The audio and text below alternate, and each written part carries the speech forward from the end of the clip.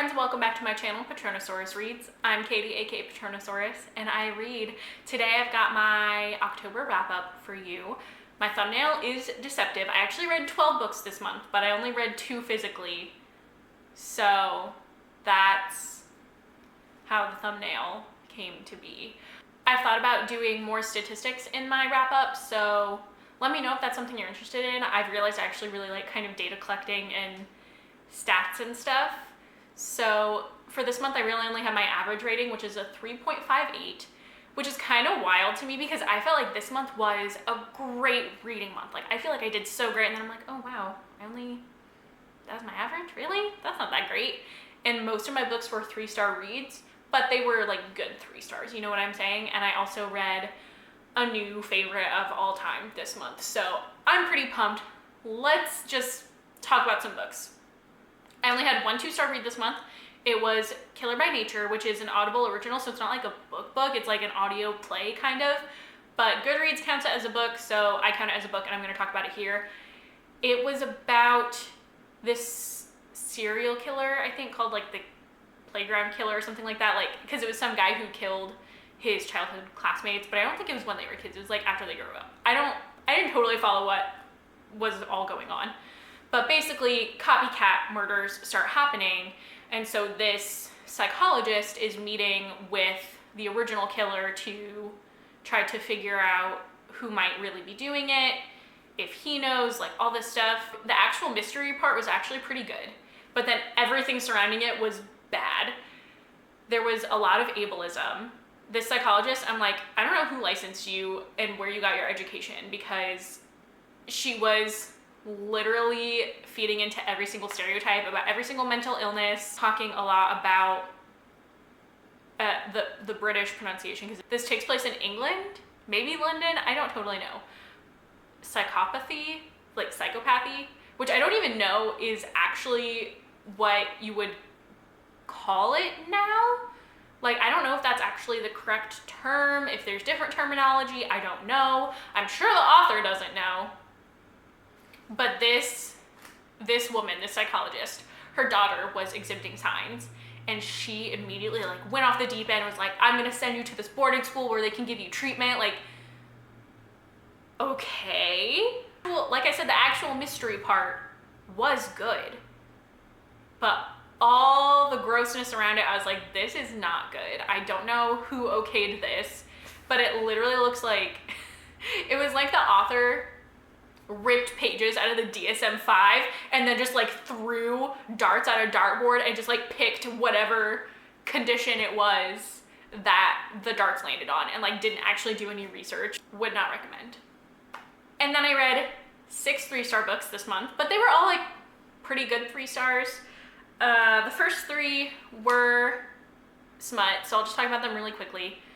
So I got caught up on people's smutathon vlogs, and Chelsea from Chelsea Darling Reads read this book called Ice Planet Barbarians, and I was just so intrigued I had to read it. It's about these women who get kidnapped by aliens, and then the aliens ship is about to like crash, and so they dump them on this planet so they can go fix their ship and then come back for the women, and like I think they were gonna sell them or something. So main character, like, she runs off to try to like find a way to survive or whatever on this like icy cold planet, and she runs into this dude who's an alien, and he's big and blue. You can see him on the cover of the book, I'm sure it's right here. And like silly things ensue. It was very much like Sarah J. Maas-esque in terms of like mating. It was fine.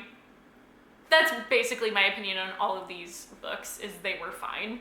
The next book I read was Filthy Gods by R. Scarlett.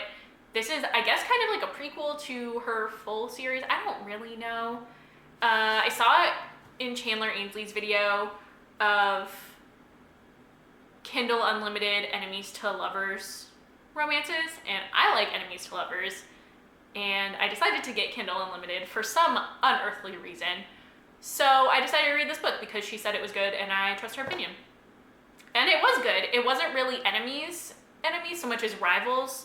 Like, the 2 main characters are like the top 2 people at their class at Yale, and the girl is poor, and so she ends up working at some fancy resort over the summer, and as it turns out, the guy's mom owns the resort. So then they have kind of like a summer fling to ease all the sexual tension between them. And it was good.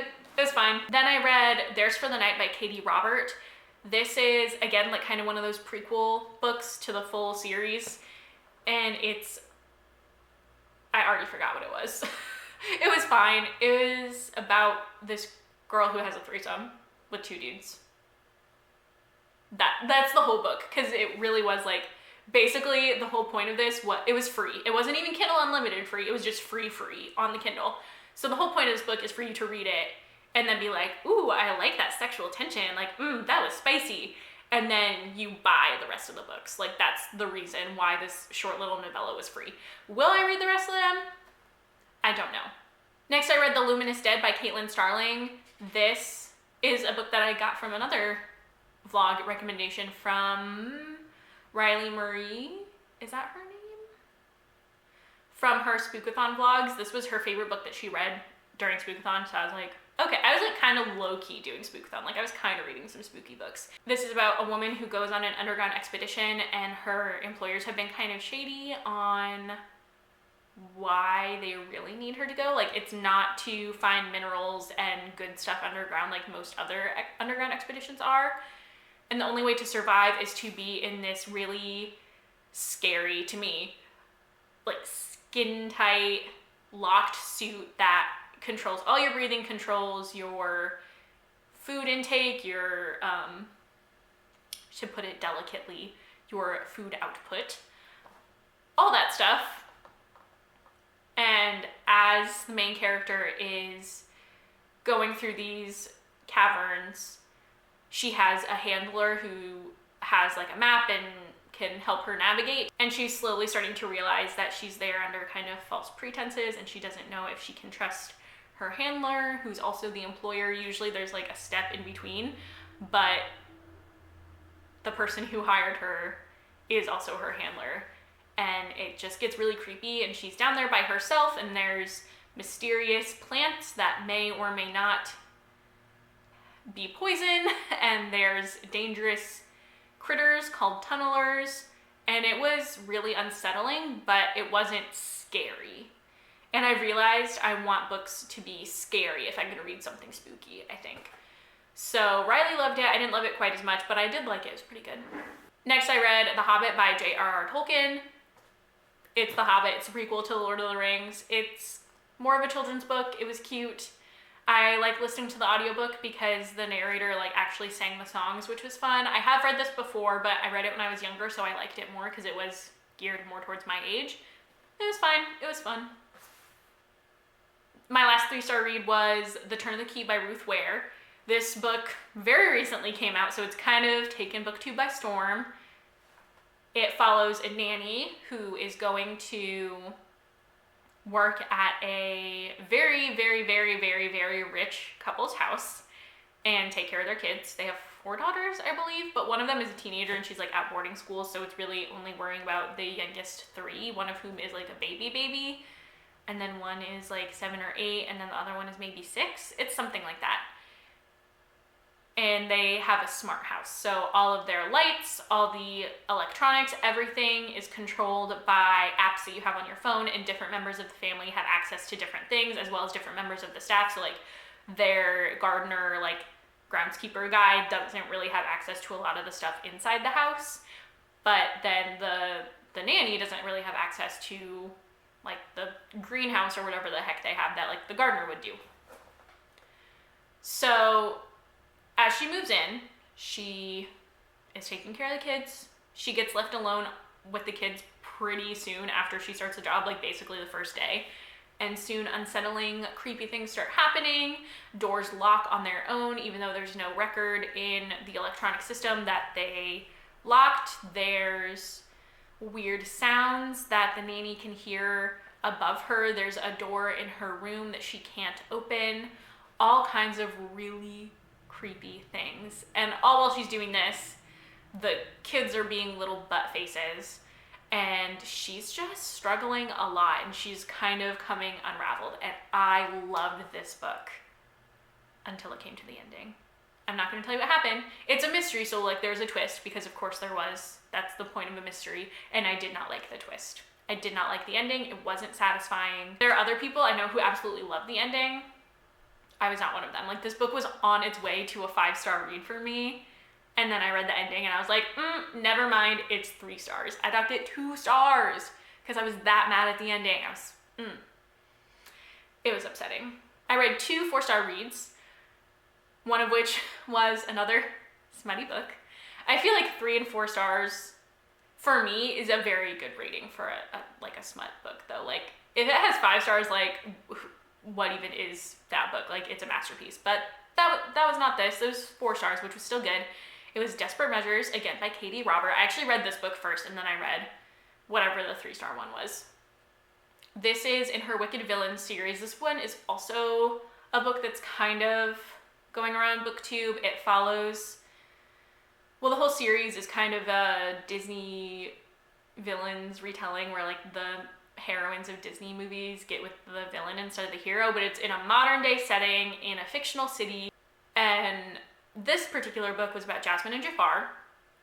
In the very beginning of it, I was kind of like, whoa, because it seemed like it was a non-consensual thing, but then they establish pretty clearly that they had kind of this dynamic before where they had a safe word, and if Jasmine had said it, then they would have been dead. It follows Jasmine and Jafar after Jafar stages a coup, because Jasmine's father is like the criminal underbelly lord of the city or whatever, and Jafar, as his second in command, stages a coup and takes over. And then he's like, yep, Jasmine, you're mine too. And she's like, excuse me? And then they have this really awesome, like, push and pull dynamic where, like, she wants him, but she's upset at what he's done, but also she's glad he did it because she hated her father. It was pretty good. It was pretty good. It was a good, solid, not quite hate to love, but I do like a hate to love, but like strong dislike into love. My next 4-star read was Now Entering Adamsville by Francesca Zappia, which is a very different type of book than her last one, which was Eliza and Her Monsters. I've talked about this before in my Lizzo book tag, which is an original book tag I created. If you haven't watched it, I'll link it down below. It was super fun. I really like this book. It was a very nice, spooky Halloween-y read about this girl named Zora who lives in this very small town in southern Indiana, which I live in a small town in southern Indiana, so like that's fun. It felt very accurate to the area, and she can see ghosts and other not so nice things because the ghosts are actually not that bad. But her town is kind of a tourist trap because everyone knows that it's haunted, but she's really the only one that knows that it's haunted, if that makes sense. And her family has a pretty bad reputation. Her mom also had the gift, so she was kind of regarded as the town weirdo, and her dad screwed a bunch of people out of a lot of money, so he is in prison. So Zora, like, kind of gets treated like trash. She was also blamed for a crime that was committed by one of the not-so-nice paranormal creatures because nobody else could see them, and she was at the scene of the crime. So overall, like, it's a bad time in Adamsville for Zora until the thing comes back and there's worse things happening, and she's like, well, gotta save my city, I guess. So I really like this book. It was really good. It was a great setting, great characters. It was just a fun time. And now into my 5-star reads, which I had 3 this month. I feel like having 3 5-star reads in 1 month is a lot for me anyway. Like, maybe some people are lucky and every single book they read in a month is 5 stars, but this doesn't happen to me very regularly. So my first 5-star read was The Wicked King by Holly Black. This is the second book in the Folk of the Air series, which follows Jude, who was kidnapped into the land of fairy when she was a very small child and kind of raised in the head of the army's house. He's the one who killed her parents and took her into fairyland because her oldest sister is actually half fairy. So Madoc is like her stepdad, I guess. So she wants to be part of the fairy court, and she wants to be included. She wants to be a knight. She wants to not be treated badly, because a lot of fairies treat the humans in Fairyland not so great. And she has a lot of problems with the youngest prince, whose name is Cardan. And that's what I'm going to tell you about the first book. And lots of things happen in the second book that were fantastic. I think I gave the first book 4 stars because it had a really slow start. But then The Wicked King was like boom, boom, boom the whole time. Like things were crazy and happening and awesome and great. And I really loved it. And I'm so excited for the final book in the series to come out. I have already pre-ordered it. I've listened to the first 2 books on audio, so I just went ahead and pre-ordered the audiobook as well. Especially, like, I don't have to wait for shipping, like, at midnight on release date. It's gonna come through on my Audible app, and I'm gonna be like, let's go. My next 5-star read was If We Were Villains by M.L. Rio. This is dark academia, which is this, like, new genre that I didn't even really know existed, but I am obsessed with it. It follows these students at a fine arts conservatory, so it's not like college. It's very specifically for fine arts people, so there are music people there, there are painters there, I think, and then there are the theater kids. And this follows the theater kids as they are doing lots of Shakespearean things. And this is essentially a Shakespearean tragedy. It's set in the modern day. And it has a lot of really great parallels to Shakespeare. It's actually written in 5 acts, with a prologue at the beginning of each act of the main character Oliver, as he's just gotten out of being in prison for 10 years, telling the arresting officer of the case what happened. And over the course of the book, you find out what the case was, how this officer was, or he wasn't an officer, he was the detective. He's like head detective, but he's now quit the force. He's in the private sector, so he's like, listen, dude, please just tell me what happened. For real, I want to know. And Oliver's like, all right, here's the truth. And it was so good. The writing is so lush and beautiful. It's just, so good. And my final 5-star read of the month, and a new favorite book of all time, another dark academia book, is Ninth House by Leigh Bardugo. So I didn't actually read the physical book. I was first in line at my library on Libby to get the audiobook, because I really have enjoyed the Grishaverse audiobooks. That's how I've read all those books. And the same narrator was doing it, Lauren Fortgang. She's amazing. So I was like, okay, I just want to listen to the audiobook because I really like her narration. And it was so good. I love Ninth House. It's so good, so creepy, like perfect for the fall, cold atmosphere. I should tell you what this book is about. Okay. This book is about Alex Stern. She's the main character. She has the ability to see ghosts, and because of that ability, she was recruited to Yale to be part of one of their secret societies. So they have 8 main secret societies, which are real. I didn't think they were real. I thought they were like an urban legend that Leigh Bardugo used to inspire her book. And then I found out they were real, and she was in one of them. Like, my brain exploded. Anyway, there is also a Ninth House, which is the one that Alex is recruited into, that basically monitors all the other houses because they do magic. And each house has a different kind of magic. So the Ninth House, Lethe House, makes sure that they don't go too far, essentially.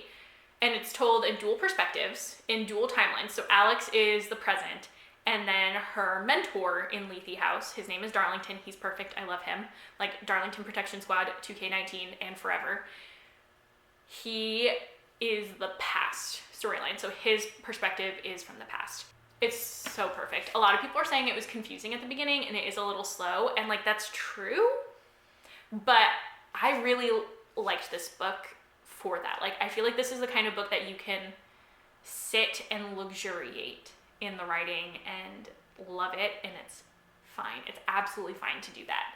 So if you try to pick up this book and at the beginning you're not feeling it, like a lot of people have said they felt like it picked up around the 150 page mark.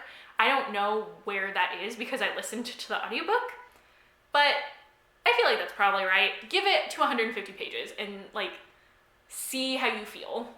If you have thought about this and you're reading it and you're not loving the beginning, like, keep going. Please keep going, because I feel like it's so worth it. It's so good. All right, friends, that's it. That is my October wrap up. I had a great reading month. Like I said, I felt so good about it. It was great. Let me know what you think about any of these books, either in the comments or be my friend on any other social media. All those links will be down below. Leave a comment, like, and subscribe. That's what YouTubers say. I'll see you guys next time. Bye.